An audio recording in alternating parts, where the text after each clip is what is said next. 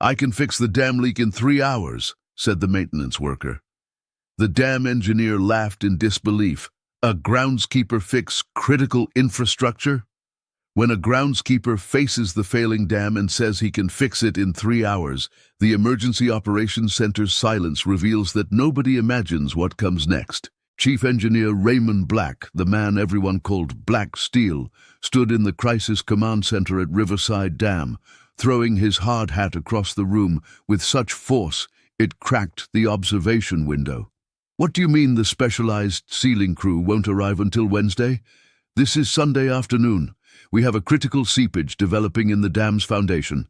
The water level is rising from spring runoff. If that seepage becomes a breach, we're looking at catastrophic flooding, affecting 50,000 people downstream.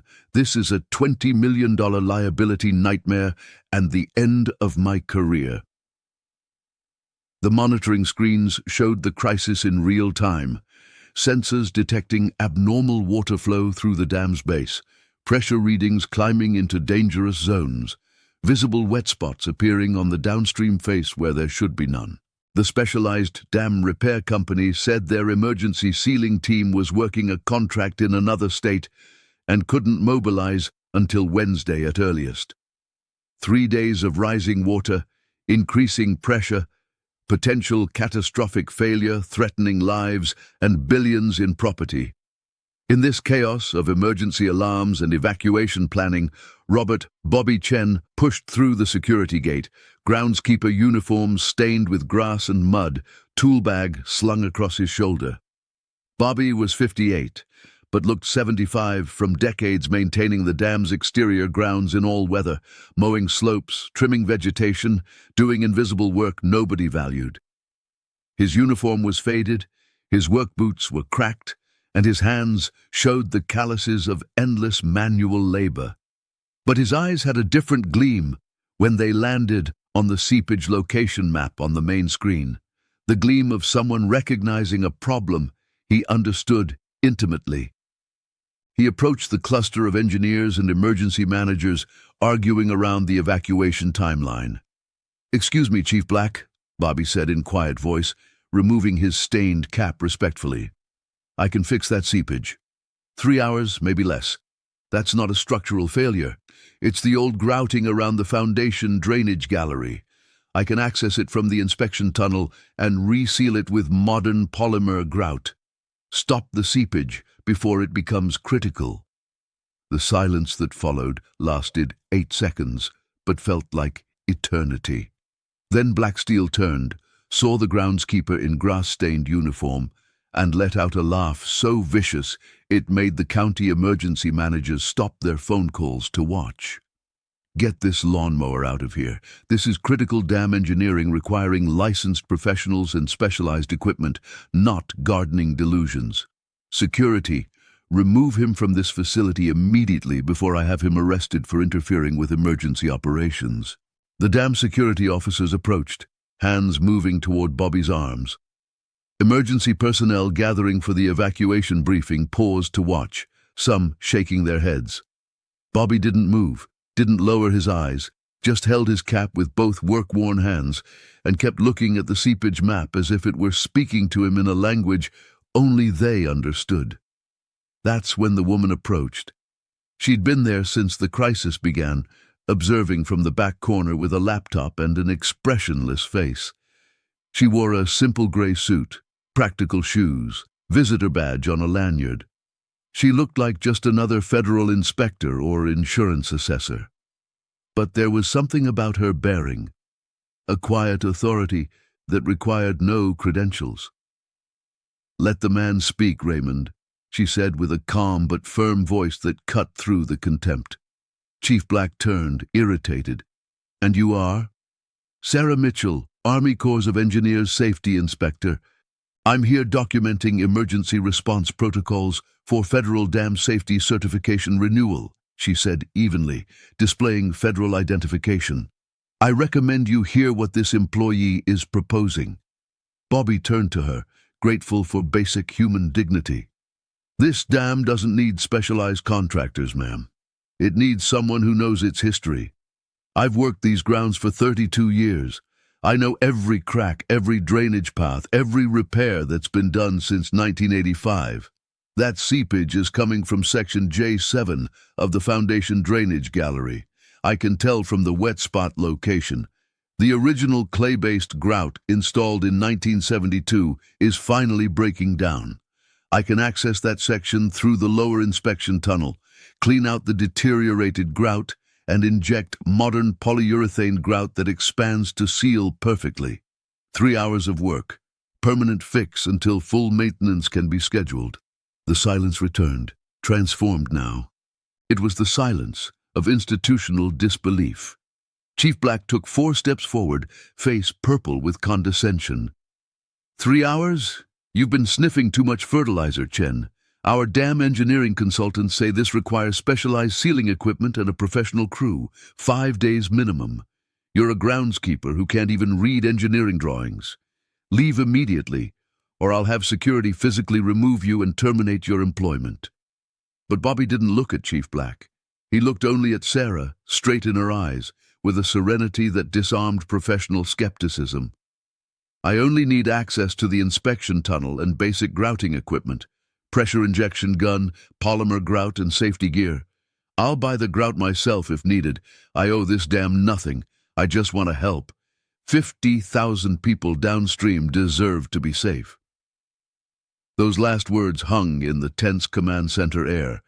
Sarah Mitchell, who wasn't actually Army Corps but Jennifer Chen, the State Water Resources Director conducting an anonymous infrastructure competency evaluation, felt something catch in her chest. Not pity, recognition. She saw in that groundskeeper something utterly absent in all the credentialed engineers, all the expensive consultants, all the emergency protocols on screens. Pure expertise born from 3 decades of intimate knowledge. Give him access and equipment, Sarah said, and her voice permitted no argument. Chief Black opened his mouth to protest, but the look he received from this supposed federal inspector made him reconsider the career implications.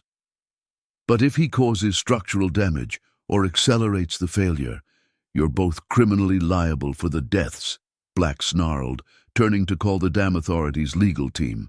Bobby grabbed his tool bag and headed for the elevator to the lower inspection tunnels. Sarah followed, carrying a safety helmet and flashlight. They descended in silence, going deeper into the dam's foundation, the sound of rushing water growing louder. When the elevator opened into the inspection tunnel, the reality was sobering. A narrow concrete passage barely 5 feet high, water dripping from above, the smell of wet concrete and minerals, claustrophobic and dangerous. Bobby moved through it without hesitation, counting junction markers, calculating distances, navigating with the confidence of someone who'd walked these tunnels hundreds of times. Sarah stayed close behind, impressed despite herself. How did you learn about these drainage galleries, Bobby? Bobby paused, looking back at her in the dim tunnel lighting. I started here in 1993, ma'am. My supervisor back then was old Henry Chen. Sarah's breath caught. Her grandfather. He was the original dam construction supervisor in 1971 to 72. He taught me everything about this structure, showed me every system, every backup, every weakness, said someday the fancy computer monitoring would fail to catch what human knowledge could see. He died in 2008, but I never forgot what he taught me. Sarah felt tears threatening. Her grandfather Henry Chen, the legendary dam engineer who'd literally supervised the construction of this structure. And here was someone who'd learned from him, who'd honored his knowledge for decades. And why are you doing this for free, Bobby? You could demand contractor rates, hazard pay for working in dangerous conditions. Bobby stopped, turned to face her fully, his weathered face serious in the tunnel's emergency lighting. Mom, when you can help, you help. I've lived downstream from this dam for 32 years. My grandchildren play in that valley. If I don't use what I know to protect them, to protect everyone, what does my knowledge mean? Money doesn't matter when lives are at stake. Sarah felt unexpected tears mixing with the tunnel moisture on her face. She stood before something increasingly rare, selfless mastery, driven by love of community rather than profit. In that instant, she made a decision that would change 2 lives and potentially save thousands. The afternoon light faded above ground. Bobby was locating the deteriorated grouting when the sound of helicopters echoed through the valley. 2 heavy-lift helicopters landed in the dam's parking area, corporate logos gleaming. Out stepped a man in his 50s, designer hard hat, high-visibility vest with embroidered company name, carrying an iPad and surrounded by a team of technicians. "Chief Black," he shouted into his satellite phone. "It's me, Marcus Webb from Hydroseal Dam Solutions. Heard about your critical seepage and mobilized our emergency response team from across the country." Chief Black practically ran from the command center like salvation had arrived in expensive helicopters. Marcus adjusted his designer safety glasses and smiled with the assurance of someone who'd never failed because they only took guaranteed high-profit government contracts. "We're the premier dam sealing specialists in North America, brought our patented injection system and can have temporary stabilization complete by Friday with full repair scheduled for next month. Our emergency mobilization rate is $380,000 for assessment and temporary measures." He was briefed on the situation and learned someone was already in the tunnels attempting a repair. "Wait, who authorized internal tunnel work? That requires our specialized team and safety protocols." Chief Black let out a nervous laugh. "Oh, that's just our groundskeeper claiming he can fix it in 3 hours with basic grout. Insane. But this federal inspector insisted we let him try." Marcus looked alarmed, professionally affronted. "Sir, internal dam foundation work requires licensed dam safety engineers and specialized equipment. An unqualified person could trigger catastrophic failure. This is incredibly dangerous and potentially criminal negligence." He started toward the tunnel entrance when Sarah emerged and blocked his path. "Marcus Webb, is it?" Sarah asked, voice calm but carrying unmistakable steel. "Yes, ma'am. Owner of Hydroseal Dam Solutions, licensed in all 50 states, contracts with the Bureau of Reclamation, 28 years of experience." "I'm the Corps of Engineers inspector," Sarah replied, "and federal protocol requires observing all attempted solutions before authorizing $380,000 in emergency expenditures." Marcus blinked, genuinely concerned. "With all respect, ma'am, that individual in the tunnel doesn't have dam safety certification or proper equipment. He could cause the exact failure we're trying to prevent." Before anyone could respond, Marcus was deploying his sophisticated monitoring equipment, setting up ground-penetrating radar, running computer simulations of the seepage pathways. His team worked with military precision, and news helicopters filming the potential disaster captured every high-tech operation. Bobby, deep in the tunnel, just took a deep breath, cleaned out the deteriorated clay grout from the foundation joints, and started injecting modern polyurethane grout with his simple pressure gun. No anger on his weathered face, just ancient sadness from seeing the same pattern repeat for 3 decades. Money confusing expensive with effective, credentials dismissing actual knowledge. Sarah stayed at the tunnel entrance, monitoring Bobby's radio communications, holding backup equipment. "Aren't you going to defend your approach to them?" Bobby's voice crackled over the radio. "Don't need to, ma'am. The dam will speak for me. Concrete and water don't lie." For 2 hours, Marcus worked with maximum technological visibility. His team ran seepage modeling, generated comprehensive failure scenarios, positioned emergency equipment.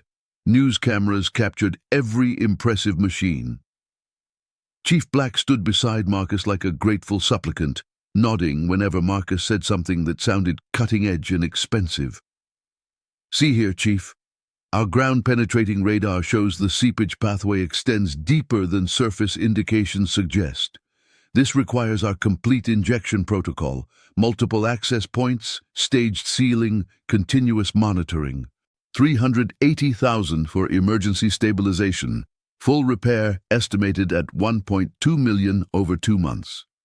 He generated more visualizations, created more timelines, risk assessments scrolled across screens. Assessment complete and certified, Marcus announced to cameras and officials. Emergency work begins tomorrow morning. Cost $380,000.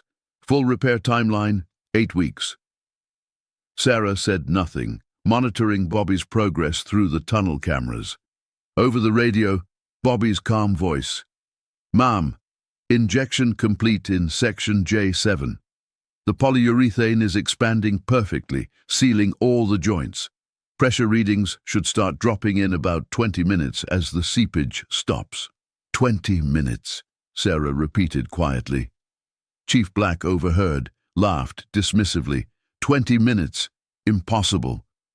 That's when it happened. Marcus, wanting to demonstrate his equipment's superiority, activated his real-time seepage monitoring system to document the growing crisis for his emergency authorization. But what the sensor showed shocked everyone. The seepage rate wasn't increasing, it was dropping. Rapidly. Marcus frowned, recalibrated his equipment, measured again. The water pressure in the affected zone was normalizing. The wet spots on the downstream face were drying. "This doesn't make sense," Marcus said, loud enough for cameras to catch.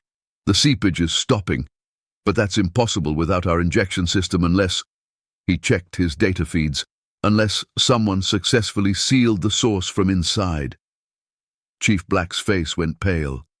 "So the crisis is resolving?" Marcus ran more tests, genuinely baffled. "Yes, whoever did that internal grouting achieved what should require our complete system. But HydroSeal doesn't do small injection repairs. We do comprehensive dam rehabilitation with full warranties and long-term monitoring. This is outside our service model." He began packing his expensive equipment, clearly troubled that a simple fix had solved what he diagnosed as a complex crisis. Within 30 minutes, the helicopters were lifting off, leaving Chief Black standing in the parking lot, looking like a man watching his assumptions shatter. Bobby emerged from the tunnel 90 minutes later, exhausted, covered in concrete dust and grout, but smiling quietly. Sarah was waiting. "The seepage has completely stopped. Pressure readings are normal. The dam is stable." The silence was absolute. Chief Black stared at Bobby, like seeing him for the first time as a human being rather than invisible labor. Sarah felt her heart pounding. And that's when she spoke, her voice carrying through the command center with undeniable authority that made even the news cameras turn. "Robert Chen, you have full authorization. Dam safety inspectors, verify structural stability immediately." The inspection team ran comprehensive tests: pressure sensors, visual inspection, seepage monitoring, structural analysis. Every reading showed the dam was stable, the seepage completely stopped, the repair successful. The crisis was over. The 50,000 people downstream were safe. Bobby packed his simple tools, preparing to return to mowing grass, when Sarah stopped him. Chief Black stood speechless as she removed her fake core credentials and pulled out her real identification as State Water Resources Director. "Raymond Black, you're suspended pending investigation for gross incompetence and systematic devaluation of institutional knowledge." She turned to Bobby. "Robert Chen, the state is creating a new dam legacy knowledge division. You'll be the director, documenting and teaching the expertise my grandfather taught you. Salary, $94,000 annually, plus full benefits and formal recognition as a dam safety specialist. Will you accept?" Bobby looked at the official appointment letter she extended, at the dam standing safe behind him, at the valley below where his grandchildren played. He fell to his knees, crying. 3 decades of being invisible, finally ending. 6 months later, Bobby led the state's dam knowledge preservation program, teaching engineers the hands-on expertise that university degrees didn't cover, preventing crises through knowledge computers couldn't replicate. And every morning, He'd touch the dam's concrete wall, feeling the solid foundation beneath the surface, and whisper, "Thank you, Henry. Thank you for teaching me that old knowledge still saves lives."